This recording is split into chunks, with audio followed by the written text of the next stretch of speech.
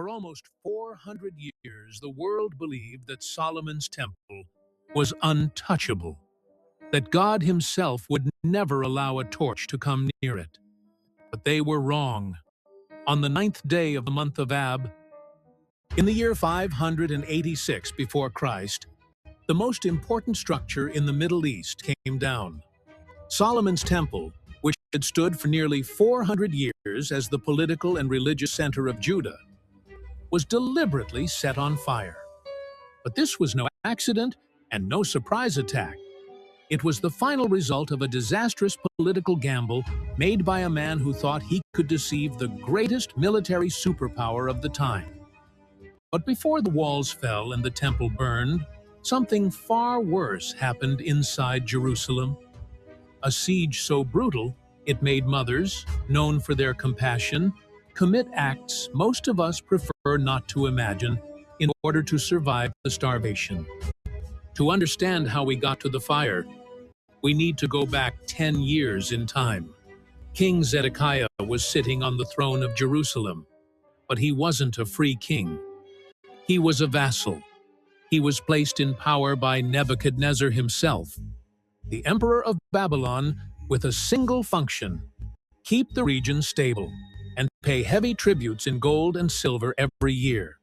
Basically, Jerusalem paid not to be destroyed. But Zedekiah was under internal pressure. There was a faction inside the palace that believed Babylon was stretched too thin and about to fall. They looked to Egypt, the ancient power of the south, and saw an opportunity for military alliance. The reasoning was purely geopolitical. If Judah stopped paying Babylon and allied with the pharaohs, they could recover total independence. It was a risky chess move. Ignoring the warnings of his more prudent advisors and even the prophet Jeremiah, who warned that Egypt was not trustworthy, Zedekiah made the decision that would seal the city's fate. He stopped sending the tributes. He expelled the Babylonian diplomats.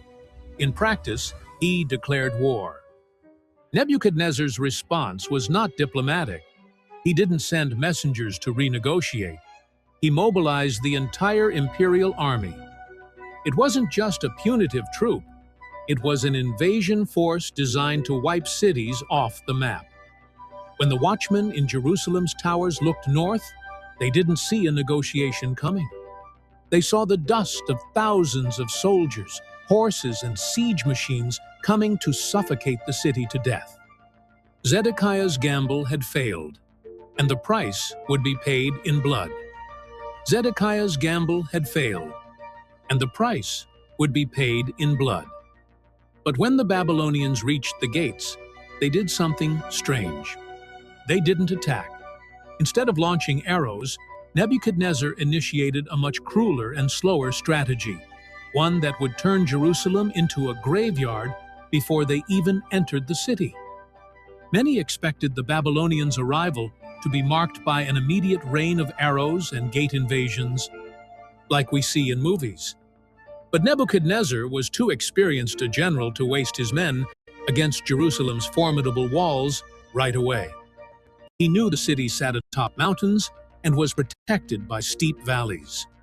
Trying to scale that under attack would be military suicide, so his strategy was much colder and more calculated.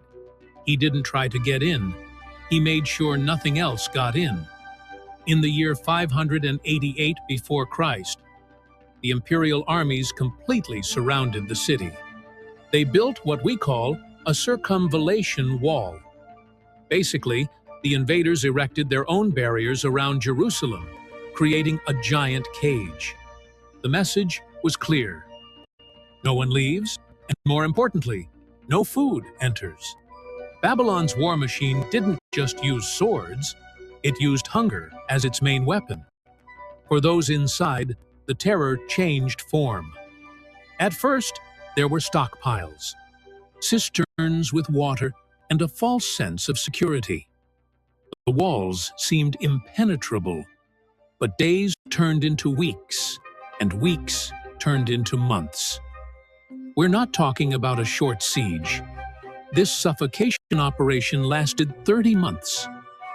It was 2.5 years watching the enemy camped outside, cooking, training, and patiently waiting for you to die of starvation. Nebuchadnezzar's tactic turned Jerusalem into a pressure cooker. He cut off the trade routes that brought grain from the fields. He intercepted any attempt at communication with external allies. The city became an isolated island in the middle of an ocean of enemy soldiers. Each passing day, the price of bread went up and hope went down. The Babylonian plan was simple: weaken the defenders physically until they didn't have the strength to even lift a sword when the real invasion began. They managed to lock the city hermetically. But what Nebuchadnezzar perhaps didn't imagine was the level of horror this pressure would create inside the walls. When the warehouses finally became empty and the last sack of wheat was sold, civilization inside Jerusalem began to crumble. What happens to a society when hunger becomes the only law in effect defies humanity itself. What Nebuchadnezzar was doing outside was war. But what began to happen inside the homes of Jerusalem was a horror film that not even the prophets could predict. While the sentries' eyes were fixed on the siege towers outside, the real massacre began silently inside the houses. The internal enemy wore no armor or sword. It was the absolute collapse of the economy and humanity. The suffocation plan worked with mathematical cruelty. Suddenly, the silver and gold stockpiled in the palace were worthless. You can't eat gold. Inflation reached levels that defy logic. A piece of moldy bread became worth more than entire properties. The social structure melted. Those nobles who advised Zedekiah to rebel, men accustomed to wearing fine linen and eating banquets, now wandered the alleys with darkened skin, stuck to their bones, dry as old wood. The distinction between rich and poor disappeared. Inside the walls, there were only two classes: those who had already died and those waiting for death. Water in the cisterns dropped until it turned to mud. And along with thirst came plagues that spread quickly in that confined heat. But extreme hunger does something worse than kill the body. It shuts down morality. The preserved historical accounts, especially in the Book of Lamentations, describe scenes that seem like dystopian nightmares. Mothers, women described as compassionate, reached the point of absolute mental breakdown. With nothing to offer and maddened by starvation, they cooked their own children to survive one more day. Jewish society was not initially defeated by Babylonian arrows. It devoured itself, literally, before any invader set foot in the upper city. Jerusalem became a cemetery inhabited by ghosts. The spirit of resistance was broken not by military force, but by empty stomachs. When the 30 months of isolation approached their end, the city was hollow. It was a fragile shell waiting to be crushed, and the moment of final impact was coming. Outside, the Babylonian engineers finally stopped waiting and found the structural flaw in the stone they had been looking for 2.5 years. The sound that broke the night silence was not thunder. It was the dry, terrifying noise of stone being crushed. On the 9th day of the 4th month, Babylonian engineering finally defeated Jewish architecture. A breach opened in the city's north wall. What followed was not a heroic battle from epic movies. The defenders, weakened by 2.5 years of extreme rationing, could barely lift their shields. The invaders entered the city like a flood of bronze and iron, sweeping away everything they found without encountering real resistance. While panic took over the narrow streets and torches began to illuminate the massacre of civilians, the man responsible for it all made his last cowardly decision. King Zedekiah did not stay to defend his throne, his temple, or his people. He knew that if he was caught there, his head would roll immediately. So, under cover of darkness, he and his elite officers opened a discreet passage near the king's garden. between the two defense walls and fled toward the desert darkness. They abandoned the population to its own fate to try to save their own skins. The plan was to run to the plains of Jericho and perhaps cross the Jordan River to disappear into the eastern desert. But fleeing on foot, malnourished and in panic, against the fastest and best-fed cavalry in the ancient world, was a futile task. Babylonian intelligence worked fast. Enemy scouts located the fleeing group in the open plains, a place where there's nowhere to hide. The final scene of Judah's monarchy was pathetic. When the Babylonian horses surrounded the group, Zedekiah's elite guard, those men sworn to protect him, scattered and fled in all directions, leaving the king alone in the dust. He was captured alive, chained and dragged not back to Jerusalem, but north to a military camp at Riblah. There, Nebuchadnezzar waited for him personally.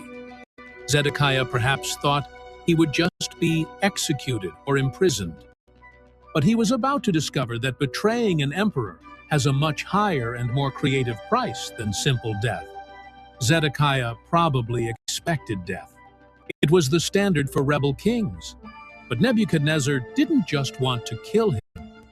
He prepared a custom-designed punishment, a type of psychological and physical torture so specific it would ensure Zedekiah suffered long after his army had been destroyed. There are fates a human being considers worse than death, and Zedekiah was about to discover one of them. When he arrived in chains at Riblah, in the territory of Hamath, he was not taken to a common prison.